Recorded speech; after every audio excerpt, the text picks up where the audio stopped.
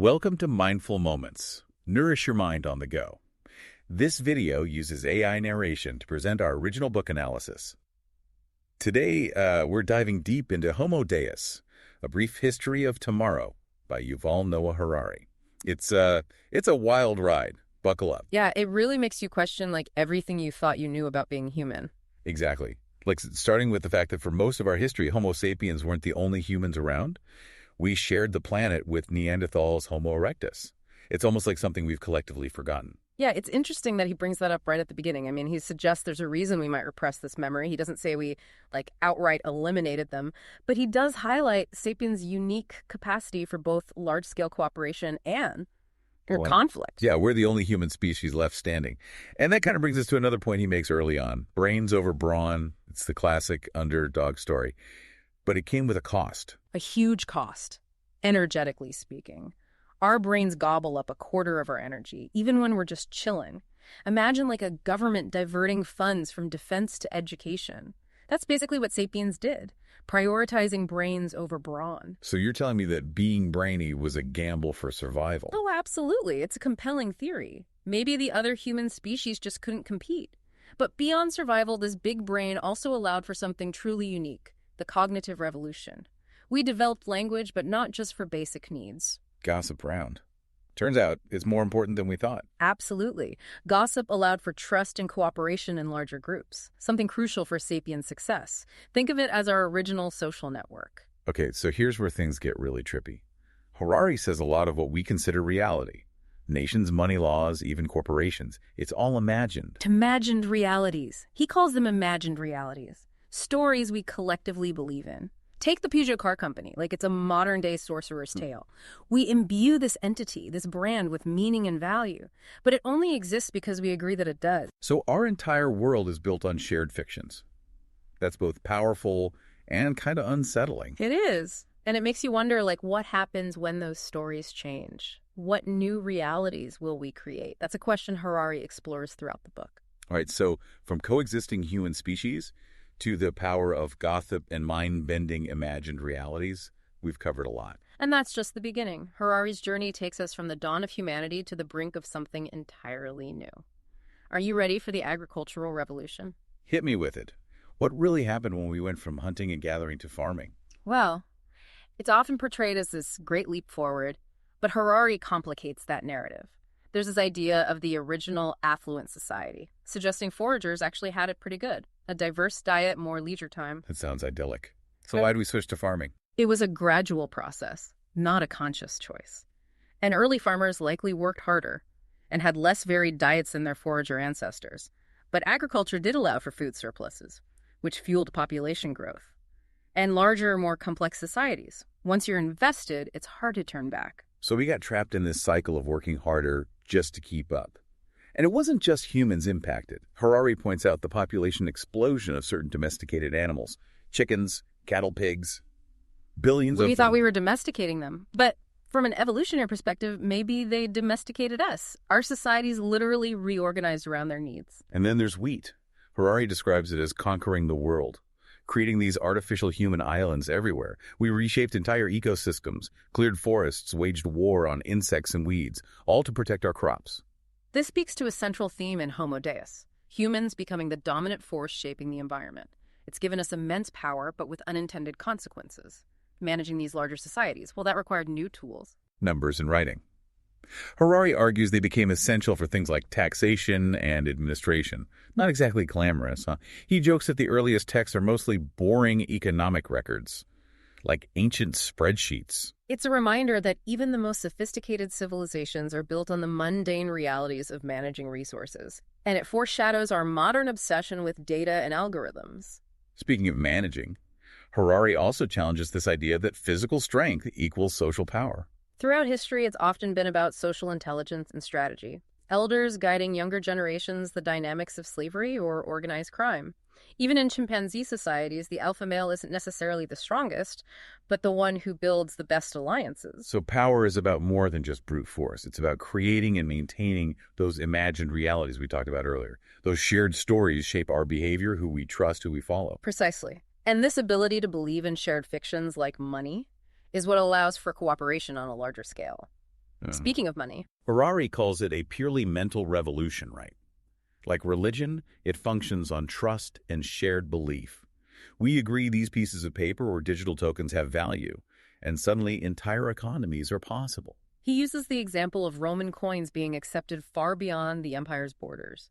People trusted in their value, even if the nearest Roman legion was miles away. It's amazing how powerful a shared belief can be. Yeah. But money also has a dark side, right? Undeniably. Harari points to the Atlantic slave trade as a chilling example of how unrestrained market forces can be used for horrific purposes. It raises tough questions about ethical limits, even within systems that have brought us progress. Okay, let's talk about progress, specifically the Industrial Revolution. The book really focuses on the transformative power of the steam engine. It was a game changer. It revolutionized transportation-powered factories and led to unprecedented economic growth. This era really solidified the idea of inevitable progress, the belief that human ingenuity could solve any problem, and the future would always be better. But that progress doesn't always benefit everyone equally, does it? That's a crucial point. The Industrial Revolution also led to new forms of inequality and exploitation. And this era also sees the rise of the modern state, providing security and welfare in ways never seen before. But families and communities, while potentially oppressive, were once the only safety net people had. The state offered a new model, but also new challenges. So has life truly become better for the average person? It's a complex question. Harari argues the modern era brought unprecedented levels of both violence and peace. We see the most destructive wars in history alongside a decline in overall violence. It's almost a paradox, isn't it? Like statistically, the world is more peaceful now than ever before, even with these major conflicts happening. He uses the example of European empires collapsing largely without major wars as evidence. And this brings us to the question that haunts much of Homo Deus. Has all this progress, all this power we've accumulated, actually made us happier? Right, because that's ultimately what matters, isn't it? Harari presents both sides. Some argue our increased capabilities make us happier, while others say agriculture and industry condemned us to unnatural lives. It's a debate worth having. He even brings in research from Daniel Kahneman, challenging our assumptions about what creates happiness. Like raising children is often cited as a source of joy, yet it's undeniably difficult day to day. Our lived experience and our overall life satisfaction don't always align. So maybe happiness isn't just about feeling good all the time, but finding meaning and purpose even amidst challenges. Exactly. And this leads us to Harari's central question in Homo Deus. Is humanity's next grand project to achieve a kind of divinity, to acquire godlike powers of creation and destruction through our advancements in science, technology, and our understanding of ourselves? Okay, that's a lot to unpack. Are we talking like literal godhood, Yeah. lightning bolts, and immortality? Not quite. He's talking about a vastly expanded capacity to love, hate, create, and destroy. Think about the implications of genetic engineering artificial intelligence. We're on the verge of reshaping life itself. It's both exciting and terrifying at the same time. So what does this future actually look like? What kind of gods are we becoming? That's where Dataism comes in. It's this emerging ideology that sees the universe as a flow of data and values intelligence over consciousness. So if algorithms can do everything better than us, what happens to human experience? Yeah. Do our feelings and emotions even matter anymore? That's the chilling implication of Dataism. Human experience might become irrelevant in a world dominated by algorithms and artificial intelligence. It's a future we need to think critically about. Human experience might become irrelevant in a world dominated by algorithms and artificial intelligence. It's a future we need to think critically about. It's almost like we're trading our humanity for efficiency for a world run by cold, hard data. Yeah, and that's the core question Harari wants us to grapple with. What happens to human values, to things like compassion and purpose in a data-driven world? Is this the inevitable trajectory, or can we choose a different path? He doesn't give us a clear answer, does he? More like a bunch of really thought-provoking questions. Right. Homo Deus isn't about predicting the future. It's about making us aware of the forces shaping it and the choices we have, even if they seem small. It's about asking, what kind of future do we want to create? He's definitely given me a lot to think about. I started this deep dive wondering about ancient humans. And now I'm contemplating the fate of our entire species. That's the power of Harari's work. He connects the dots between the past, present, and future in a way that's both mind-blowing and deeply relevant to our lives. So after this whirlwind tour through Homo Deus, what's the key takeaway? What does he want us to do with all this? I think it boils down to awareness.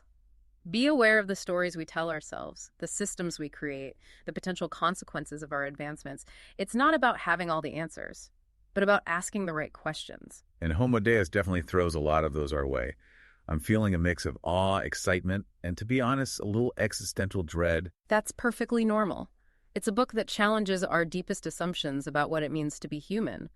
But that challenge is also an invitation to shape the future consciously and create a world worthy of our potential. Well, on that note, I think I need some time to process all this. A long walk, maybe stare at some trees, contemplate our collective fate. Sounds like a good plan. Sometimes the best way to engage with these big ideas is to step away from the screen and reconnect with the world around us.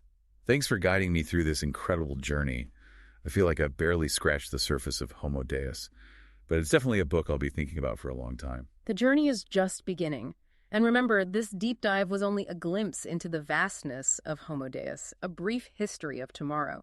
If you want to explore these ideas further, we highly recommend checking out the book for yourself. You can find a link to purchase it in the description below. And while you're down there, hit that subscribe button so you don't miss out on future deep dives. We're exploring all sorts of fascinating topics, from philosophy to science to the future of everything. Thanks for joining us on Mindful Moments. Human experience